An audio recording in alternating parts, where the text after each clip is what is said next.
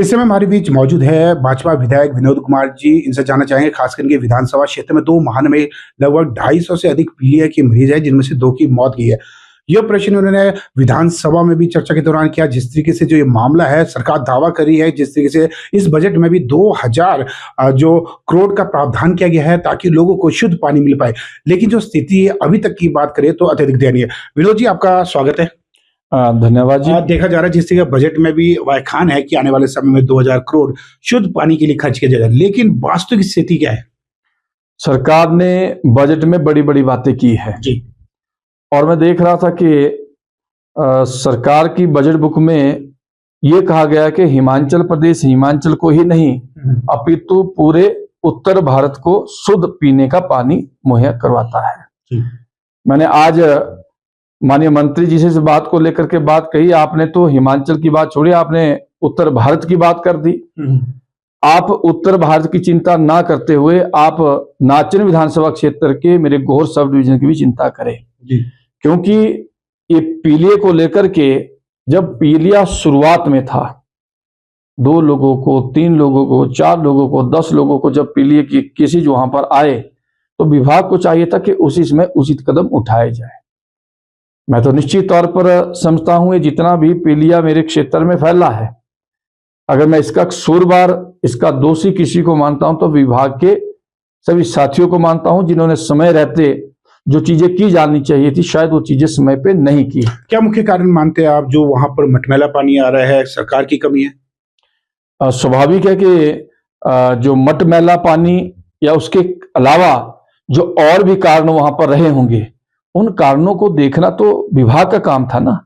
अब विभाग को जब हमने कहा कि आप जितनी भी आपकी स्कीमें हैं, उन स्कीमों का पानी जहां से आता है आप वहां पर चेक करें कि किस स्कीम के कारण से कहां पर दिक्कत हो रही है। अगर समय पे अगर उन्होंने सारी कार्रवाई की होती तो शायद आज 250 केस मेरे क्षेत्र में पीलिया के नहीं होते। अगर उन्होंने समय पे जांच की होती तो 29 वर्षीय उदित शर्मा की मौत नहीं होती पीलिया के कारण से। अगर समय पे इन्होंने सारी एक्सरसाइज कर ली होती तो शानिया वाइफ ऑफ सौरभ, जो दाड़ी गांव की रहने वाली 19 वर्ष की जो बेटी है, शायद उसकी इस पीलिया के कारण से मौत नहीं होती। मैं ये समझता हूं कि ये सारी चीजें हुई है, इसमें सारी की सारी जिम्मेवारी विभाग की है, लापरवाही विभाग की है। विभाग ने समय रहते जो चीजें की जानी चाहिए थी इस जॉन्डिस को लेकर के वो नहीं की, जिसके कारण से दिक्कतें वहां पे हुई है। विनोद जी, आपने एक महत्वपूर्ण प्रश्न ये भी उठाया कि समय पर लोगों को पेंशन नहीं मिली। अगर हम बात करें वृद्ध पेंशन की तो आपके ही विधानसभा क्षेत्र यानी कि नाचन की बात करें तो वहां पर कितने लोगों को जो समय पर जो पेंशन उपलब्ध नहीं हो पा रही है?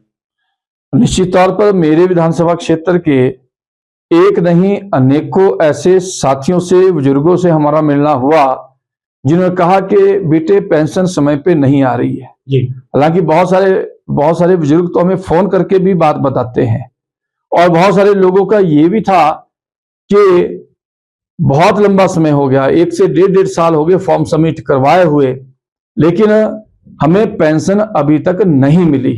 तो हमारा इस प्रश्न को लगाने का मतलब यही था कि एक तो सरकार बुजुर्गों को पेंशन समय पे दे, क्योंकि पेंशन का इंतजार बुजुर्ग बड़े बेसब्री से करते हैं, और दूसरा जिन्होंने लंबे समय से जिन्होंने फॉर्म सबमिट करवाए हैं उनको भी पेंशन सरकार समय पे लगाए।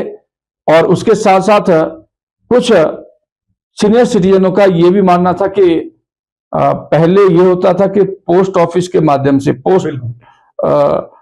डाकघर के माध्यम से पेंशन घर पे आती थी, उनके हाथ में दी जाती थी जी। और लोग इस बात को लेकर के भी डिमांड कर रहे थे कि अब हमसे चला नहीं जाता, आने जाने में दिक्कत होती है, तो अगर ये पेंशन अगर हमारे घर में आकर के हमें मिल जाए तो इससे बढ़िया बात क्या हो सकती है। लेकिन सरकार ने इससे भी इनकार कर दिया कि हम घर घर जाकर के पेंशन की व्यवस्था नहीं कर सकते। लेकिन इस बात को लेकर के सरकार ने माना है कि समय पे पेंशन और जो पेंडिंग फॉर्म थे उनको लेकर के विचार किया जाएगा, चरणबद्ध तरीके से विचार किया जाएगा। लेकिन ये सरकार चरणबद्ध तरीके की सरकार है और आज तक जितने काम इन्होंने चरणबद्ध तरीके से करने की बात की वो काम कभी हुए नहीं है, ये मैं कहना चाहता हूँ। जी बिल्कुल, ये थे नाचन विधानसभा क्षेत्र के विधायक विनोद कुमार जी। इनका स्पष्ट रूप से कहना है कि जिस तरह से पहले जो सुविधा डाक के माध्यम से होती थी ऐसे ही दिया जाए, क्योंकि अधिकांश जो वृद्ध लोग ऐसे होते हैं जो एक स्थान से दूसरे स्थान नहीं जा पाते और जो पेंशन लेने में उन्हें असुविधा होती है। कामेश्वर शर्मा की रिपोर्ट शिमला से।